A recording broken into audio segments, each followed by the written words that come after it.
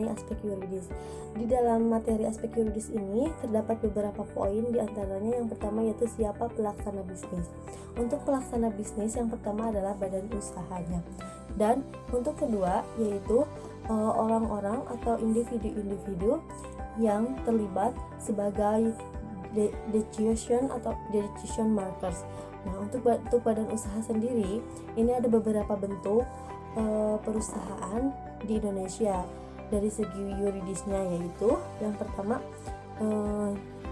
perusahaan perseorangan, yang kedua firma, yang ketiga perseroan komoditor atau bisa disebut CV, yang keempat perseroan terbatas atau bisa disebut PT, dan kelima perusahaan negara atau PN, keenam perusahaan pemerintah yang lain, ketujuh koperasi.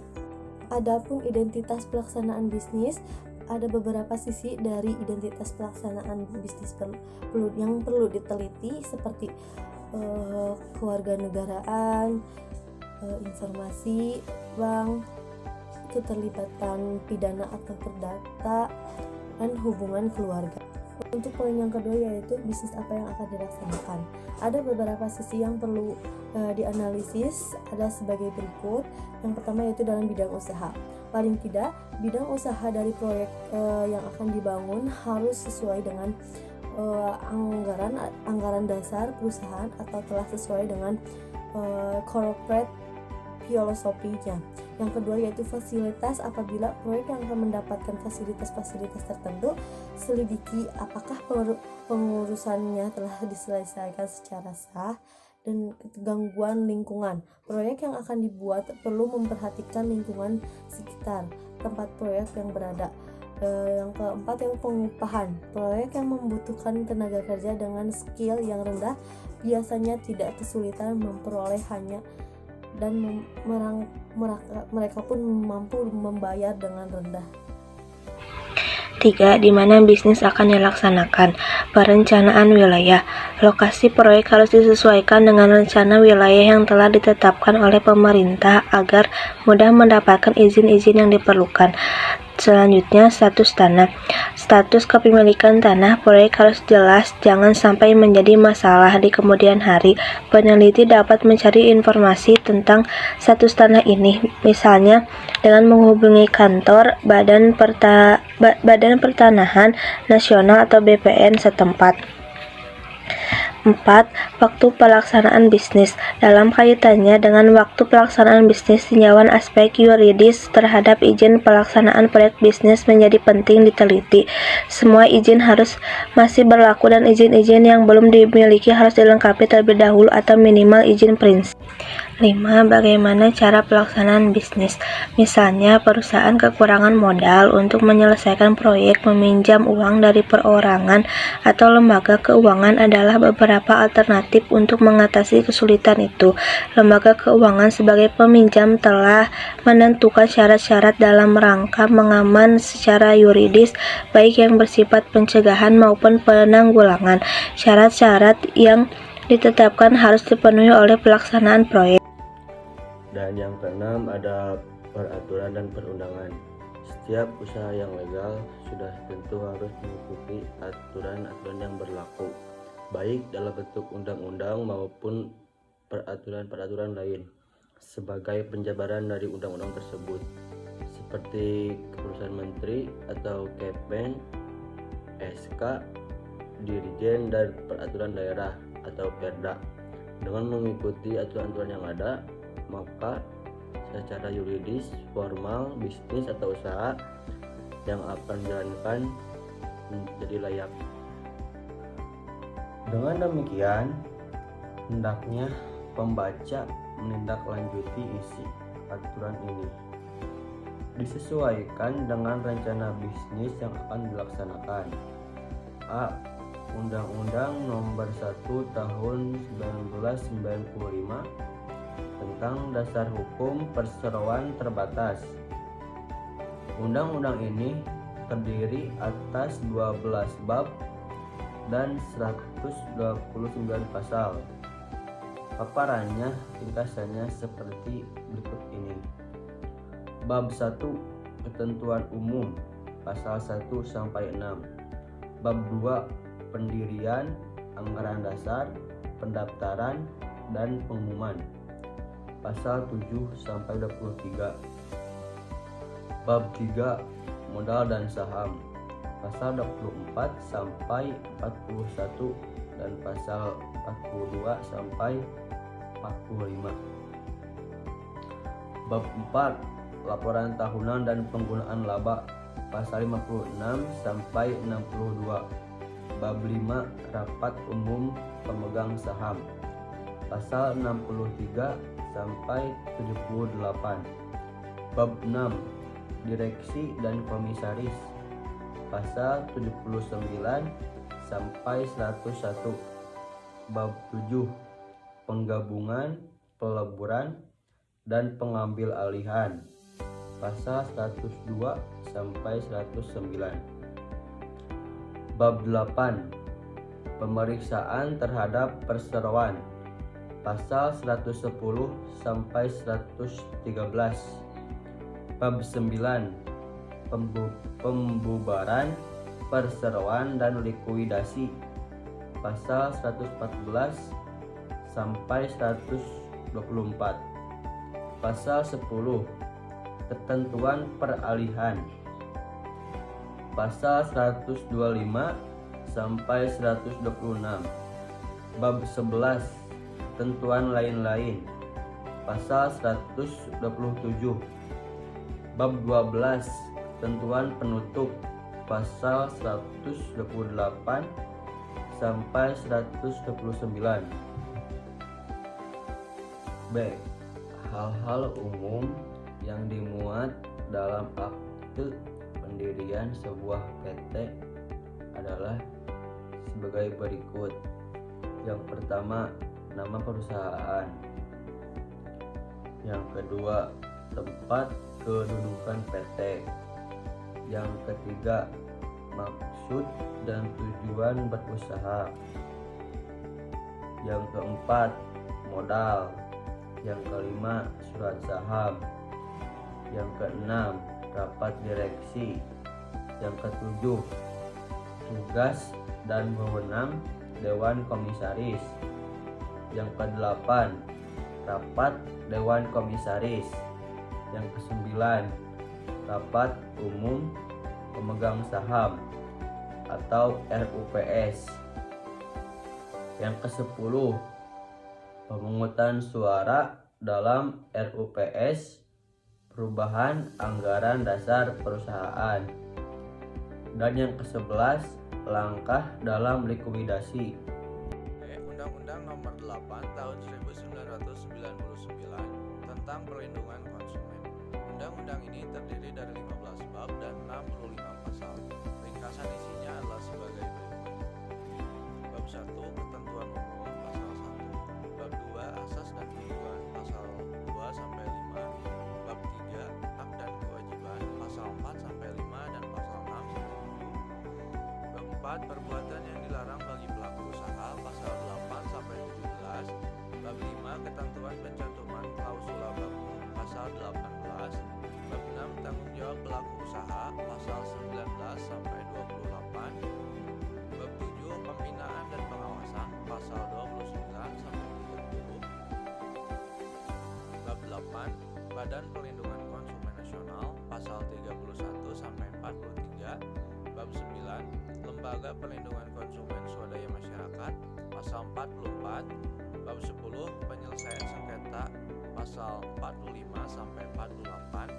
Bab 11 Badan Penyelesaian Sengketa Konsumen pasal 49 sampai 58. Bab 12 penyidikan pasal 59. Bab 13 sanksi pasal 60 sampai 63. Bab 14 ketentuan peralihan pasal 64 dan bab 15 ketentuan penutup pasal 65. Untuk selanjutnya yaitu hak konsumen. Yang pertama, hak atas kenyamanan, keamanan, dan keselamatan dalam mengkonsumsi barang atau jasa. Yang kedua, hak untuk memilih barang atau jasa serta mendapatkan barang atau jasa tersebut sesuai dengan nilai tukar dan kondisi serta jaminan yang dijanjikan. Kemudian Kemudian yang ketiga, hak atas informasi yang benar, jelas, dan jujur mengenai kondisi dan jaminan barang atau jasa. Yang keempat, hak untuk didengar pendapat dan keluhannya atas barang atau jasa yang digunakan. Yang kelima, hak untuk mendapatkan advokasi, perlindungan, dan upaya penyelesaian sengketa perlindungan konsumen secara patut. Kemudian yang keenam, hak untuk mendapatkan pembinaan dan pendidikan konsumen. Yang ketujuh, hak untuk diperlakukan atau dilayani secara benar, jujur, serta tidak diskriminatif. Kemudian yang kedelapan, hak untuk mendapatkan kompensasi ganti rugi. Kemudian dan yang terakhir yaitu hak-hak yang diatur dalam ketentuan peraturan perundang-undangan. Selanjutnya yaitu ada kewajiban konsumen. Yang pertama, membaca atau mengikuti petunjuk informasi dan prosedur pemakaian atau pemanfaatan barang atau jasa demi keamanan dan keselamatan. Yang kedua, beritikat baik dalam melakukan transaksi pembelian barang atau jasa. Yang ketiga, membayar sesuai dengan nilai tukar yang disepakati. Yang keempat, mengikuti upaya penyelesaian hukum sengketa perlindungan konsumen secara patut. Kemudian ada hak pelaku konsumen. Yang pertama, menerima pembayaran yang sesuai dengan kesepakatan mengenai kondisi dan nilai tukar barang atau jasa yang diperdagangkan. Yang kedua, mendapatkan perlindungan hukum dari tindakan konsumen yang beritikat tidak baik. Kemudian yang ketiga, melakukan pembelaan diri sepatutnya di dalam penyelesaian hukum sengketa konsumen. Kemudian yang keempat, rehabilitasi nama baik apabila tidak terbukti secara hukum bahwa konsumen tidak diakibatkan oleh barang atau jasa yang diperdagangkan. Kemudian yang terakhir yaitu ada hak-hak yang diatur dalam ketentuan peraturan perundang-undangan lainnya. Kewajiban pelaku usaha. A. Bertikat baik dalam melakukan kegiatannya. B. Memberikan informasi yang benar.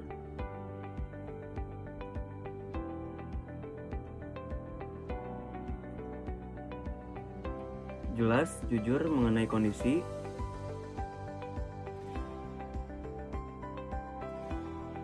Dan jaminan barang atau jasa, serta memberikan penjelasan penggunaan,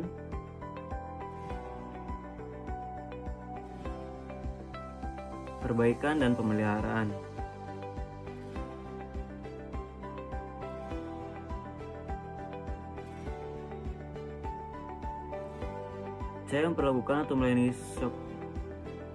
Memperlakukan atau melayani konsumen secara benar dan jujur, serta tidak diskriminatif. D. Menjamin mutu barang atau jasa yang diproduksi atau diperdagangkan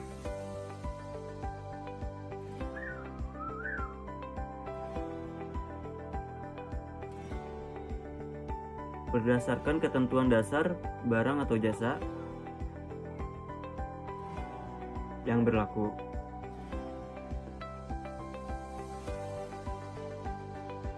B. Memberi kesempatan kepada konsumen untuk menguji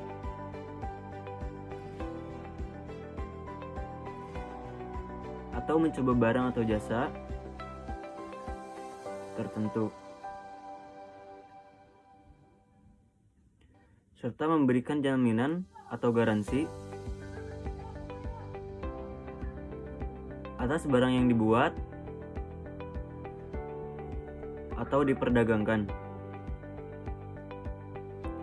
F. Memberi kompensasi,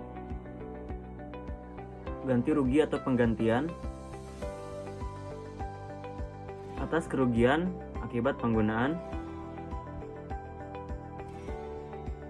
pemakaian,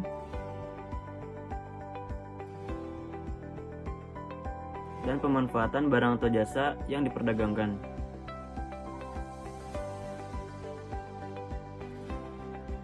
G. Memberi kompensasi,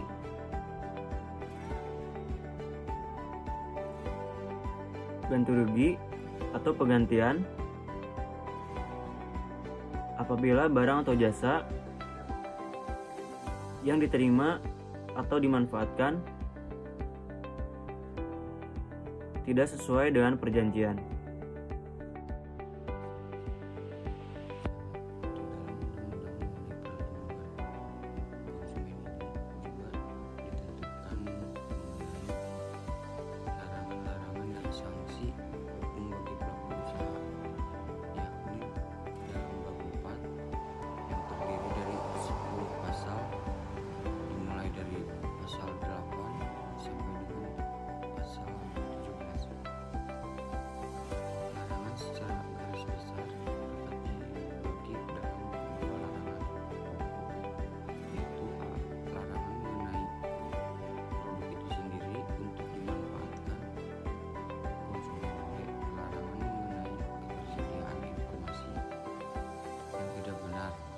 Akurat sehingga dapat menyesatkan konsumen.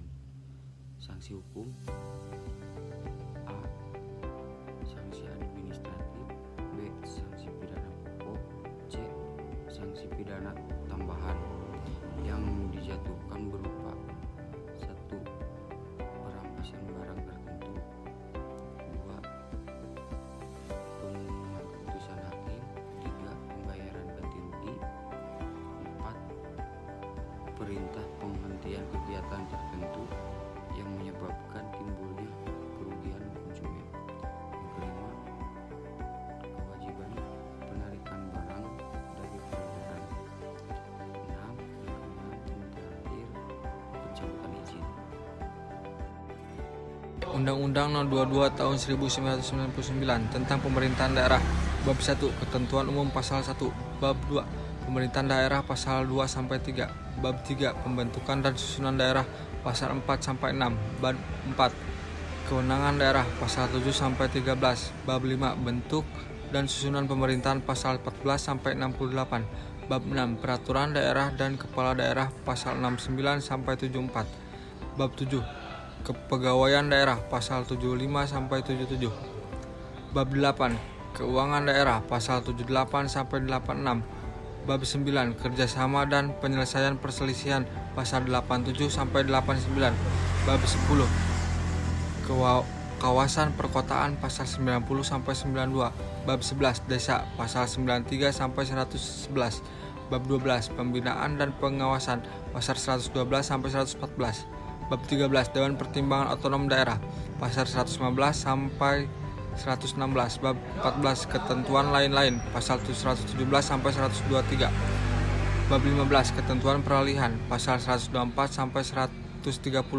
Bab 16. Ketentuan penutup Pasal 131-134. 7. Implikasi pada SKB. Hasil studi kelayakan untuk aspek yuridis hendak memberikan hasil kajian berupa informasi perihal 1. Bentuk jenis perusahaan, identitas pelaksana bisnis apa yang akan dikerjakan, waktu pelaksanaan, dan tempat di mana proyek bisnis berlokasi. Sehingga setelah kajian secara sama akan tampak jelas layak atau tidaknya rencana bisnis tersebut. 2. Kajian yuridis terhadap rencana bisnis tersebut hendaknya menggunakan peraturan-peraturan yang berlaku seperti undang-undang dan turunannya.